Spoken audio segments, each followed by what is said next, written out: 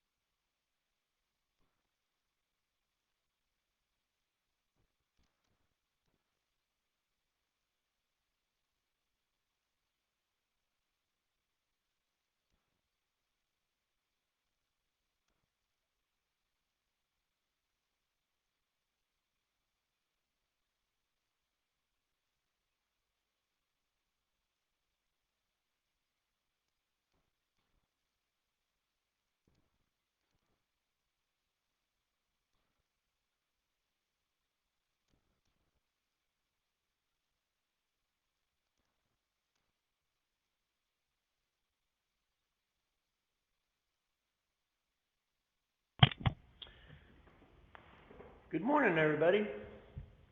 How are y'all today? A-OK? Thumbs up? Good? All right. So, today is the 6th of October. Um,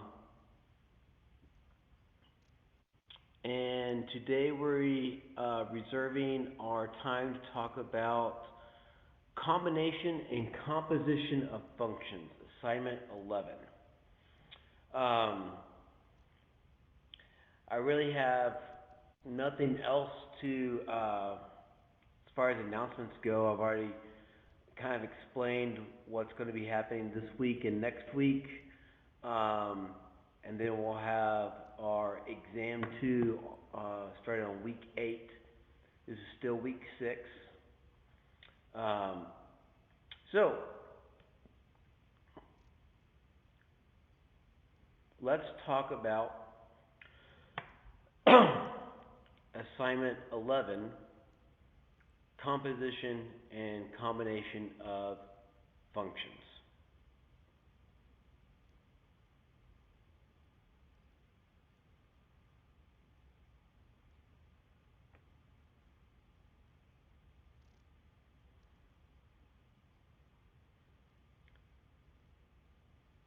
Rather short assignment. But anyways, what do we have? Are there any questions over this assignment that need to be addressed? Can we go over 6B? 6, B or D? D as in dog. D as in dog.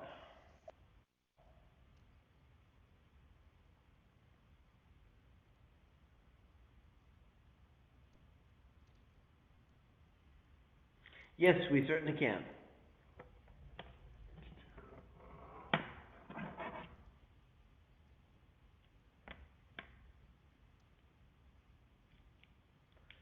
Six D.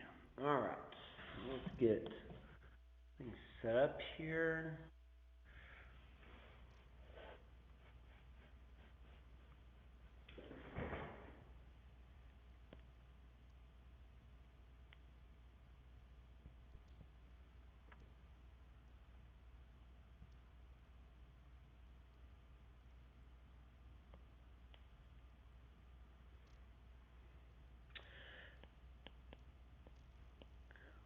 Assignment 11, 6D, and 6D we want to find F divided by G given that F of X is equal to the square root of X plus 4, and G of X is equal to the square root of X minus 1. Okay, so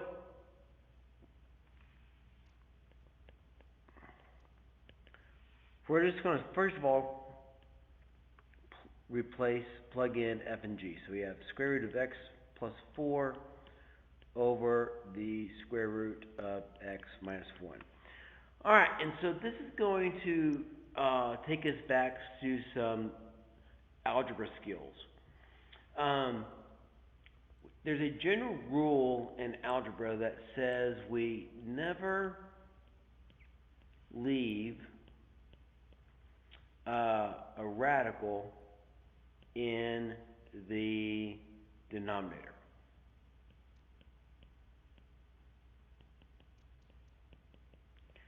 Never, ever, ever leave a radical in the denominator. That's just a general rule that we have.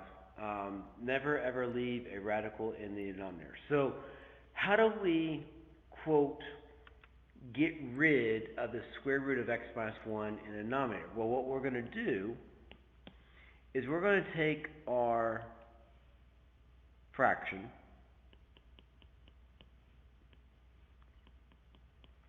and we're going to multiply this fraction by a 1. We're going to multiply it by 1, but this 1 is going to look like this.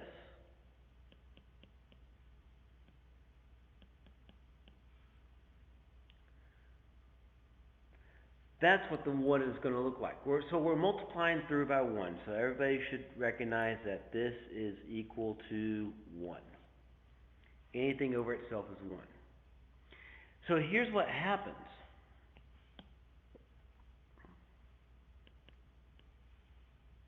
Up top, we're going to have the square root of X plus 4 times the square root of X minus 1. And down below, I'm going to write it like this. Square root of X minus 1 quantity squared. Now, we should all recognize what's about to happen here, and we've seen this play out, you know, when we did things like how do we get rid of of a square root? We squared both sides.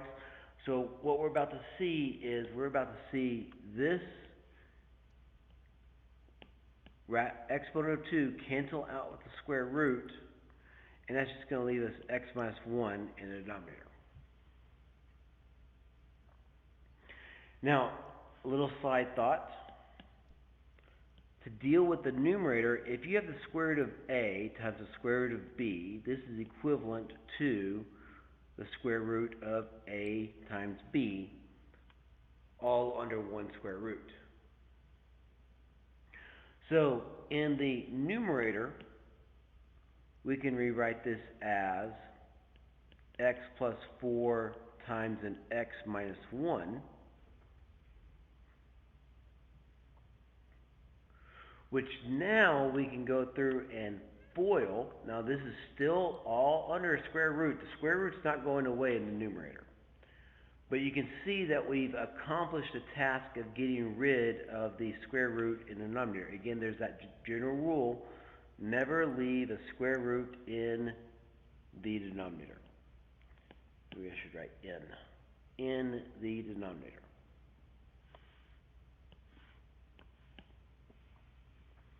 So let's see what happens here. We have the square root of x times x is x squared.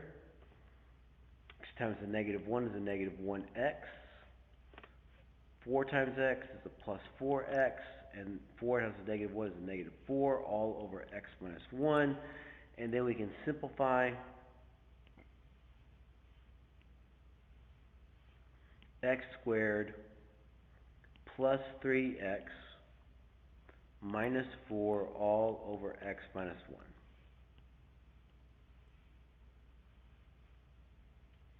And that is the simplified form of f over g that we're looking for. So if I give you this problem, if I give you a similar problem like this again, we know that we now know that we never ever leave a square root in the denominator. And here is the how do we get rid of that square root in the denominator? We're going to multiply the top and the bottom by whatever square root you have in the denominator. So just a little an alternative example. So this would be like 6d, like 6d, if f of x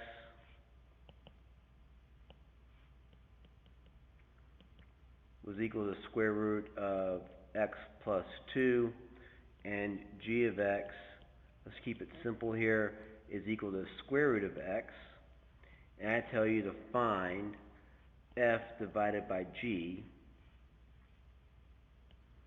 So f over g is going to become square root of x plus 2 over the square root of x. We don't like the square root in the denominator, so I'm just going to go through and multiply through by the square root of x over the square root of x.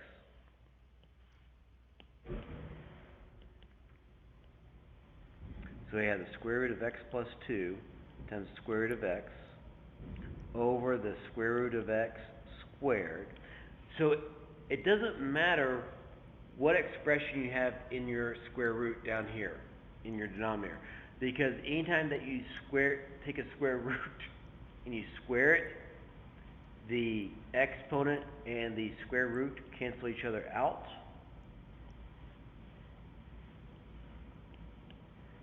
And now we're going to have down below just x, and up top I'm going to take x plus 2 and multiply it through by x, which is going to give me x squared plus 2x all over x. I should say the square root of x squared plus 2x all over x.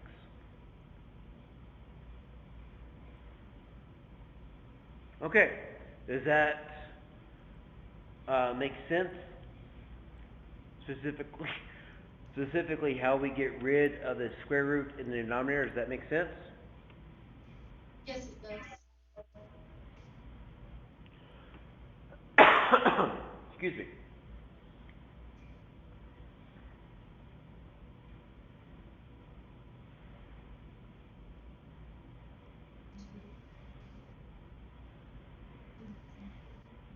Yes, it does. Thank you. You're welcome. You're welcome. What else can we look at?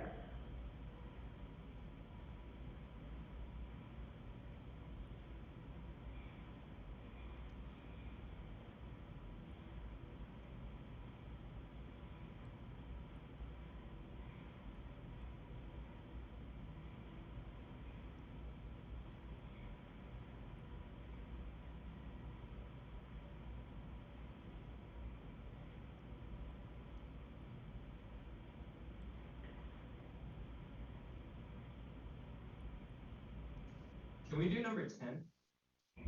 Number what? Number 10. Number 10.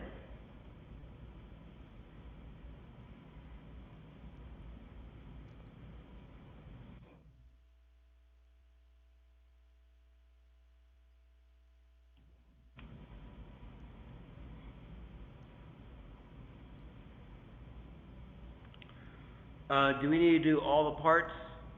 A, B, C, and D?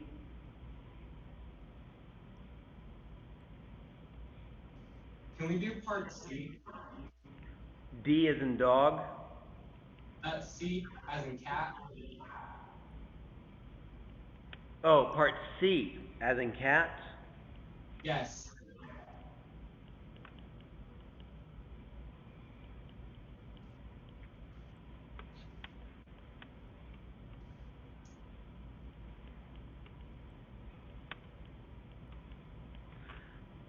Okay.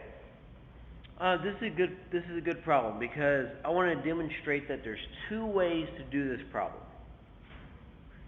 There's two ways to do this problem. The first method that I'm going to utilize to evaluate this problem is I'm going to go through and I'm going to first find f of g. That's what I'm going to do first. So f of g is telling me to plug in the function g into the function f. So that means everywhere that I have an x in f of x, I'm going to replace it with the g of x. So f of x is x squared plus 2. So I'm going to replace that x squared with a g of x, quantity squared, plus 2. You're plugging in this function g into f. Maybe I should take just a quick moment here.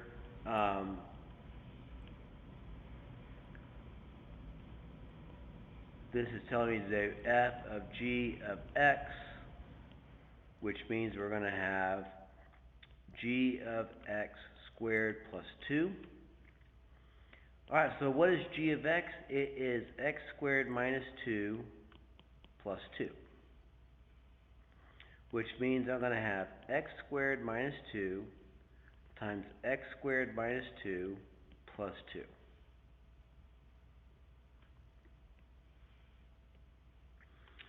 Alright, so what do we get? X squared times x squared is x to the 4th.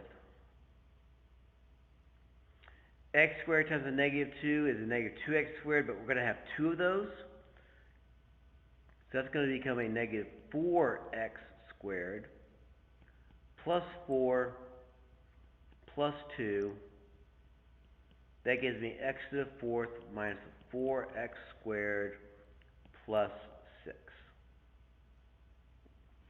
Now, I just found out what f of g was. But we want to find out what is f of g at 2. Now, really, I guess I guess what I just did was, I just did part A for problem number 10. I just did part A for problem number 10. So if you did A, this is what you should have gotten. So, at this point, what we want to do is we want to then let x be equal to 2. So if you did part A and you got A correctly, then all you have to do is just take what you had in part A and plug in 2. So we're going to have 2 to the 4th minus 4 times 2 squared plus 6. That's 16. 2 to the 2 squared is 4 times the negative 4 is a negative 16 plus 6. Alright, those two cancel each other out and we're left with 6.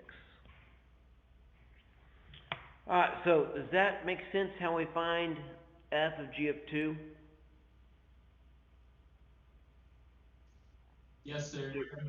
Okay, now I want to show you that there's another way to do this very same problem.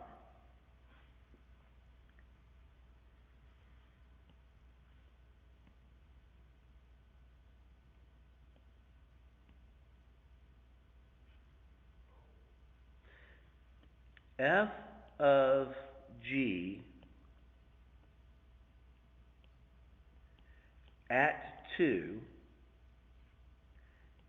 is equivalent to saying, let's find f of g at 2. So this is telling me to first of all evaluate g at 2. So I'm just going to come over here and do g at 2. G of 2. So that's going to be 2 squared minus 2. 4 minus 2, which is equal to 2. Then, when I think about, since we can now replace g at 2 with 2, I'm now doing f at, so I'm going to do some highlighting here. G at 2 is the same thing as 2. So I'm going to plug this 2 in here. So we now want to find f at 2, because f at 2 is g at 2. And it just so happens that the value that we're plugging in 2 is the output for this guy. That may not always be true. If I find g at 3, it's not going to be 3. It's going to be something different. So I'm going to plug in 2 into f. So I'm going to have 2 squared plus 2, which is going to be 4 plus 2, which is going to be equal to 6. So notice that we get the same value. Notice that we get the same value of 6 and 6. There's just two ways to do this. Number one, find f of g, which you already did in part A. This is what you got for part A right here. And plug in 2, you get 6. Or you can first of all find g at 2, which ends up being also 2, and then plug that 2 into f, and you get 6. So you could do the same thing for parts B and D for all 7 through 14. Same thought process. All right, does that make sense? Yes, sir. Thank you. You're welcome.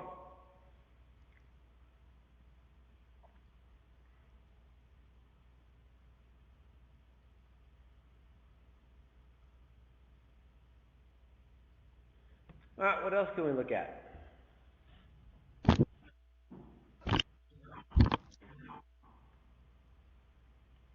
Can you do 3C? Could you say that one more time, please? 3C? 3C. C is in cat. Yes.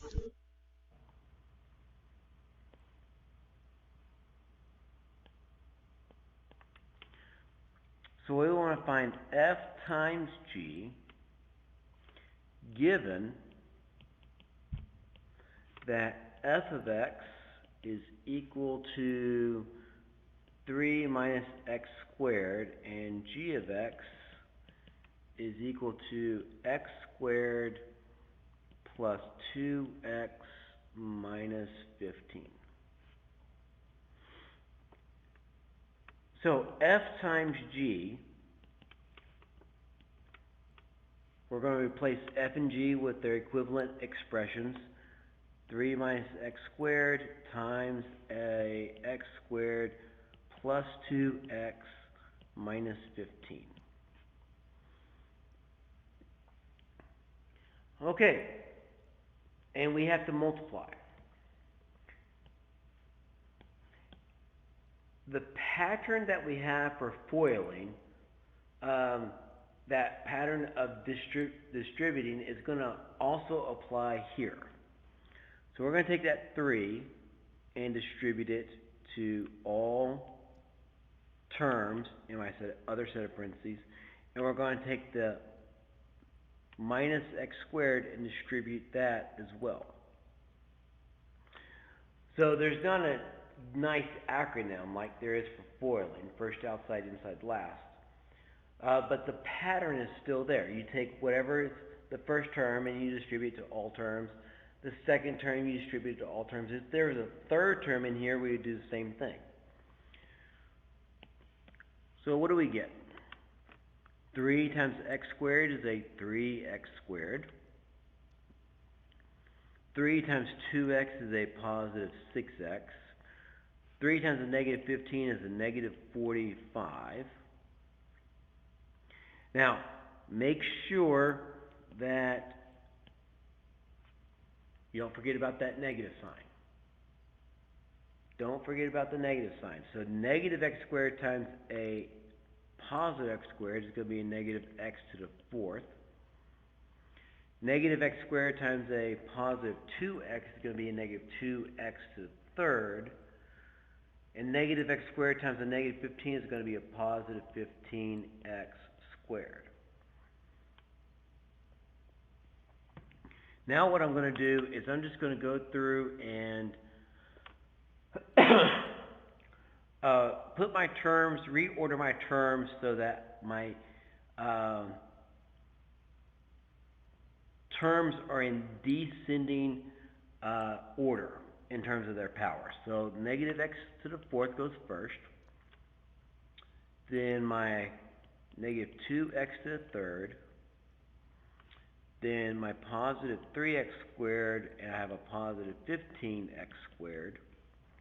A positive 6x and a minus 45.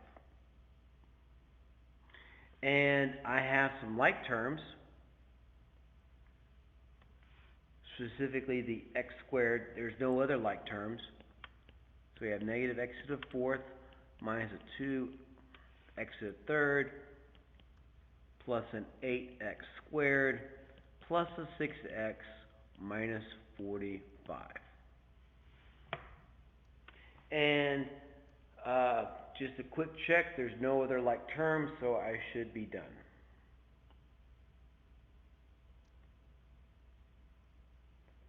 Does that make sense? Yes, sir. Thank you. You're welcome.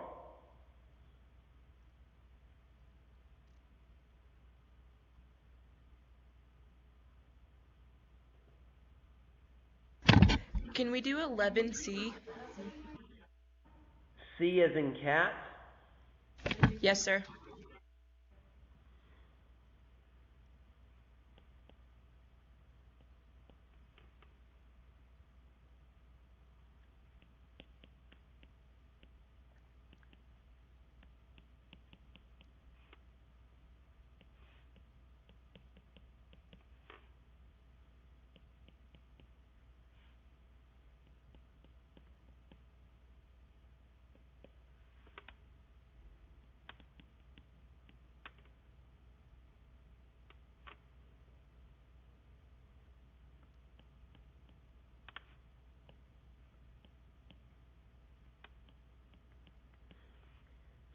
Okay. Now, um,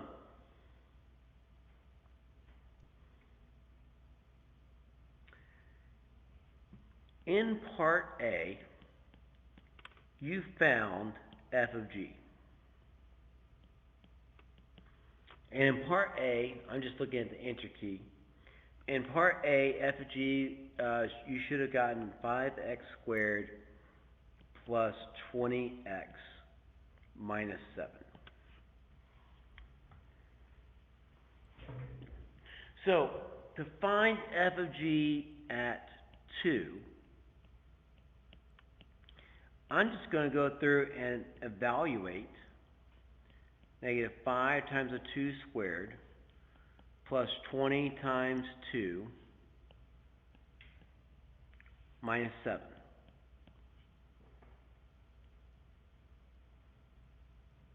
I'm just going to go through and evaluate that. Now, I'm going to let you do that real quickly. I mean, you could plug this into your calculator. You could work out the math. But you should get, what's the answer key? 13. So plugging this into your calculator, do you get the 13?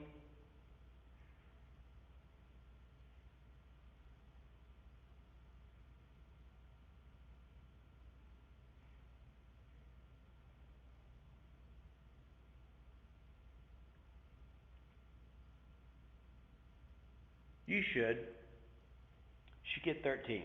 5 times 2 squared is 4, so we have negative 5 times 4, that's a negative 20, negative 25, negative 20, excuse me, plus 40, so negative 20 plus 40 is going to be a positive 20 minus 7, 13. Now, one of my favorite types of questions is this type of question right here. But I might give you this question where we may not actually know, or you may not have done part A. You may not have done G. So let's just pretend that we haven't done part A yet. Let's just pretend like this is in shadow. We don't know this. Let's just pretend that we don't know that. So we're veiling it. It's in shadow. It's hidden from us. So how do you do f of g? Well, you could go through and do part A, where you go through and do f of g and get the negative 5x squared plus 20x minus 7. Or you could do what I was talking about earlier.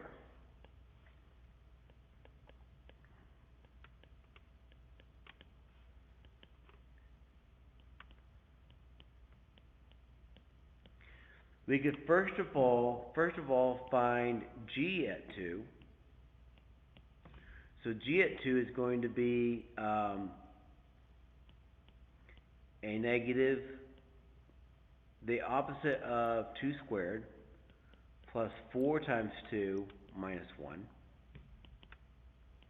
So that's going to be a negative 4 plus 8 minus 1. Negative 4 plus 8 is 4 minus 1, that's 3.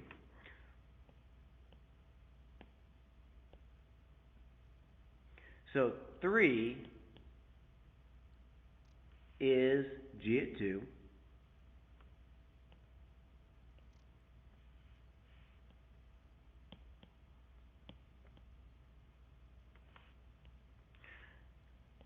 So then, if I'm going to do f of g at 2, that's the same thing as f at 3.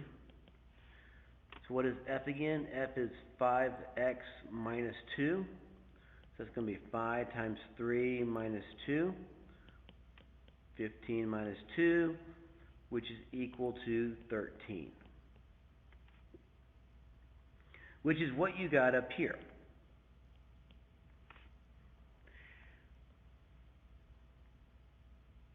So, if I gave you this as a test question or a quiz question, and we haven't done part A yet, pretend like we haven't done part A yet. There's two ways to approach this problem. You could first of all go through and find f of g, like you did in part A,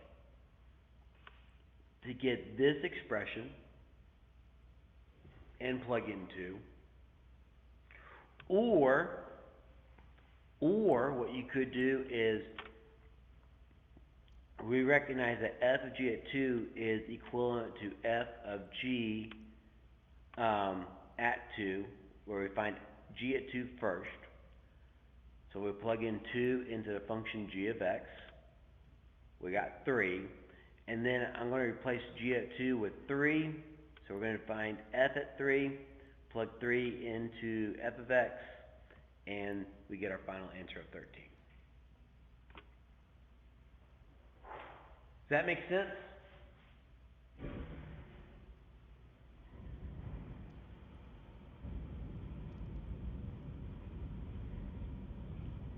Yes?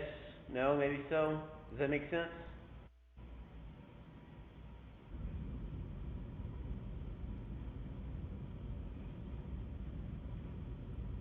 Okay.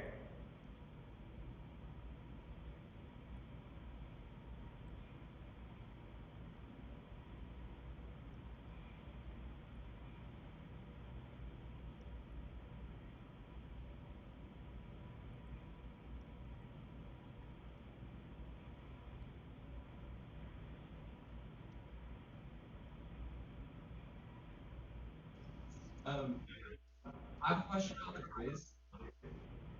On what? About the quiz. Okay, which quiz are we talking about? This upcoming quiz going on tomorrow or Friday. The quiz we took on Friday? Okay, what about it? No, the one we're going to take. What assignment is it over? So I'm sorry, I lost what you're saying. Can you say that one more time, please? What assignments will be on this week's quiz? Oh, what assignments will be on this week's quiz? Oh, good question. So when I give a quiz, I never give quiz over the material that we're talking about during that day. So this week's quiz, week 6,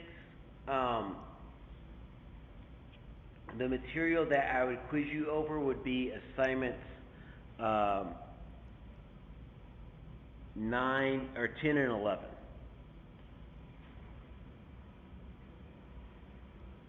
Well, let me back up. Let me go to our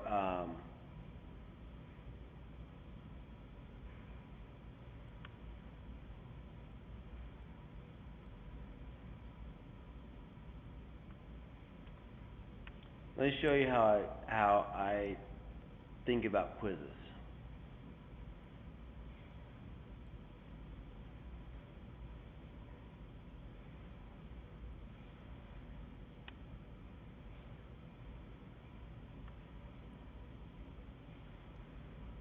So let's take a look at the calendar.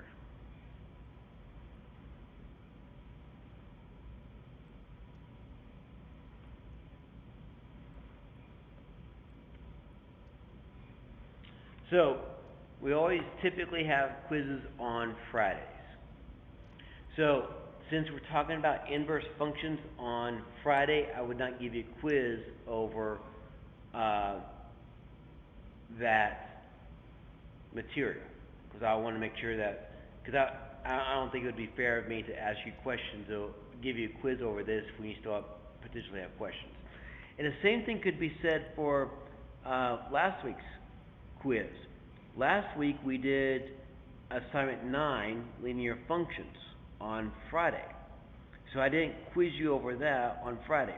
So instead, for this week's quiz, assignment 9 is on the table, assignment 10 is on the table, and assignment 11 is on the table. So basically you just think about the last 3 class periods before the quiz. What did we cover in the last 3 class periods? Today we're doing assignment 11, Monday we did 10, and last Friday we looked at 9. Does that make sense? Yes, sir. Okay. What else can we look at?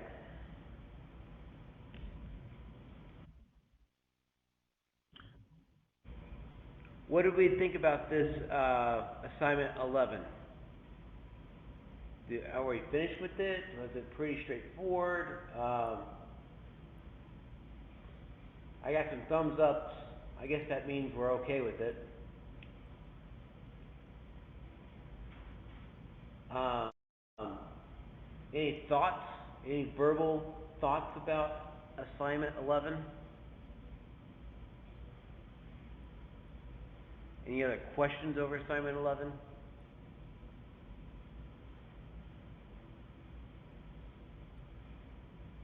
It was straightforward. Pretty straightforward? Yes, sir.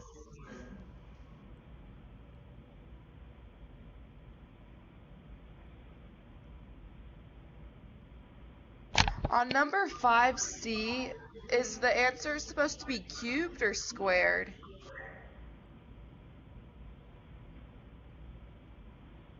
Five C. Yes, sir. And what was your question about it?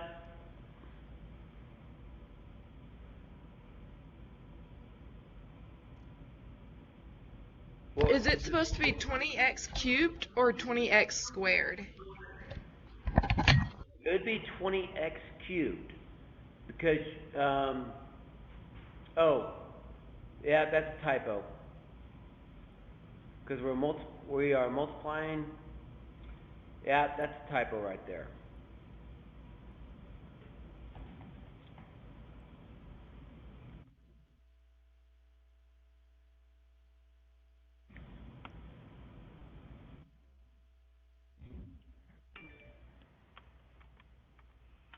Five C, we should have a 20x squared minus 6x minus 2 over the x squared minus 9 squared. So that's a typo. So I'm going to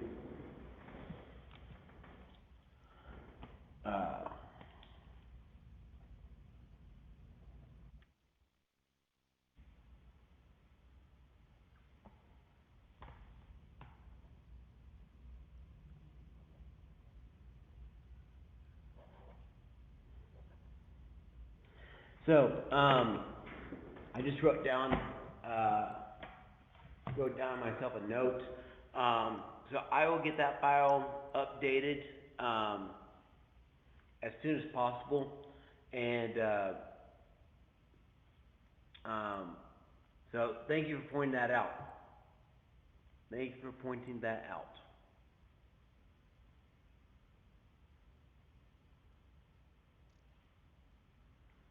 Okay, anything else we can look at?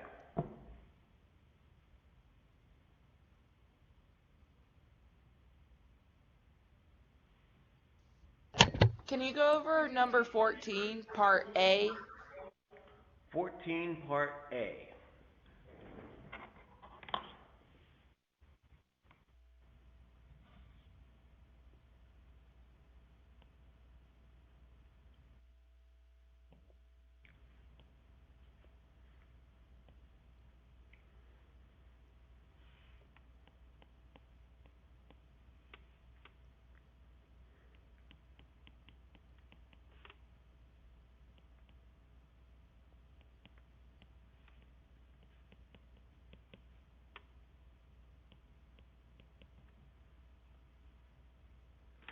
And part A, we need to find f of g of x.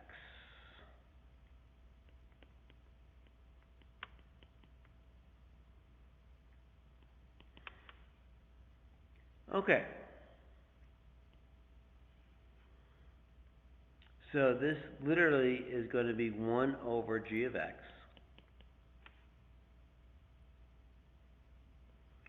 which, running out of room down here,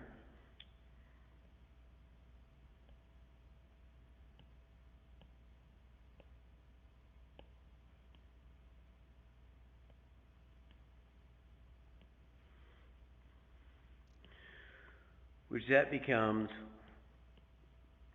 1 over 2 over x. And this is what we call a complex fraction. Not complex as in complex numbers, but a complex fraction is where you have a division bar, and our division bar is right here. Our fraction bar, that's our main fraction bar. But you have a fraction in either the numerator or denominator or both. So this just goes back to how do we divide fractions. If I have a over b divided by c over d, that's equivalent to a over b times d over c. We multiply through by the reciprocal of what we're dividing by. So my little shorthand way to do this is, I do this very fancy and technical notation. I mean, a bit facetious here. It's not very fancy and it's not very technical.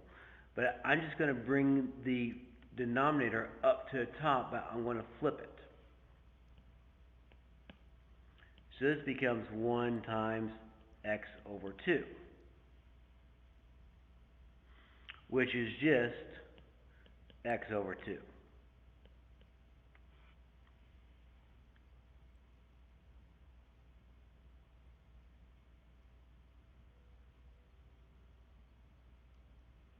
Does that make sense?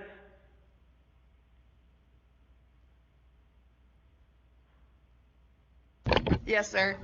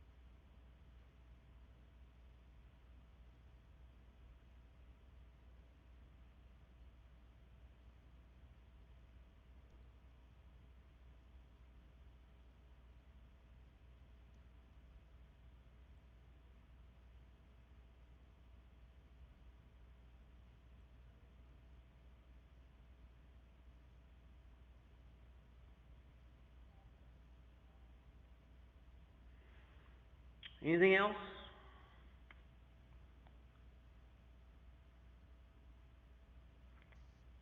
Can you explain the slope of the horizontal line? Explain which one again? The slope of the horizontal line? The slope of a horizontal line? Guess number 17.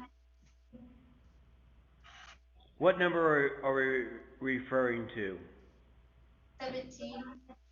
Yeah, so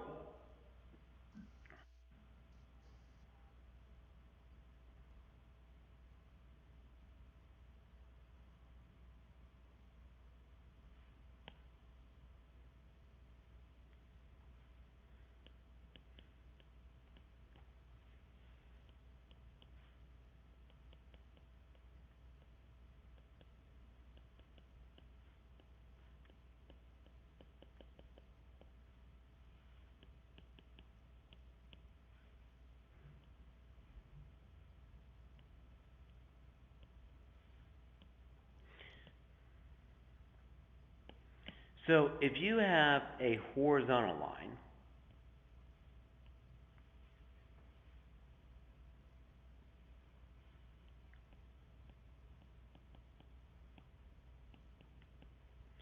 If you have a horizontal line, the slope is always equal to 0. If you have a vertical line,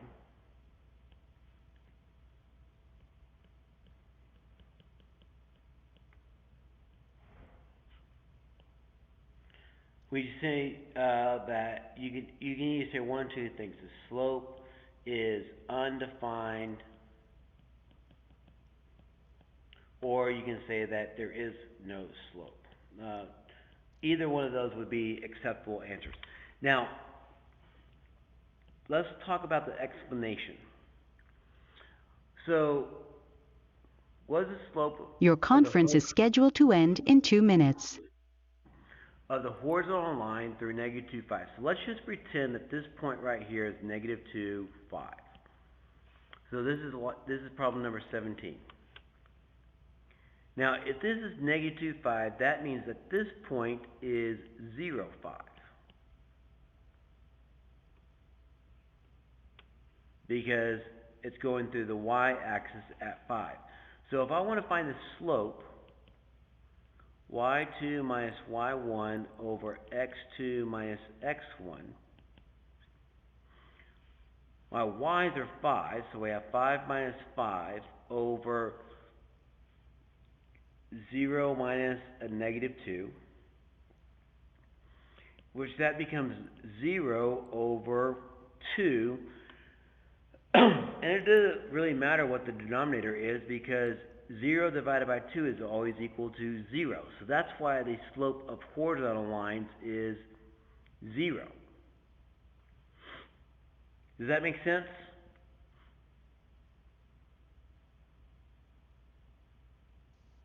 Yes, sir. And you can go through a similar process